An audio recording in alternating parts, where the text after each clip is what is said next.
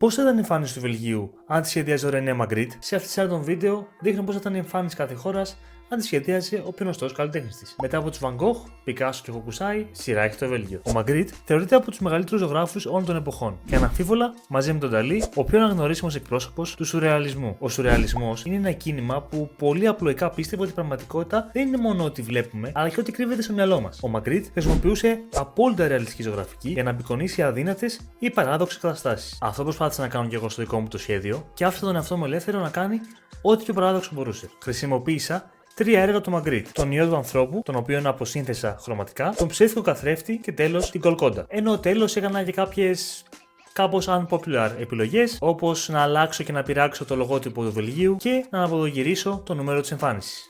Ξέρω, ακούγεται λίγο τρελό, αλλά δώστε του μια ευκαιρία. Αυτά λοιπόν σκέφτηκα και έφτιαξα αυτή την εμφάνιση. Πριν σας τη δείξω, μην ξεχάσετε να με ακολουθήσετε, αν σας ενδιαφέρει ο αθλητισμός και η γραφιστική, και να μου πείτε αντικειμενικά πώς τις βάλετε στα 10.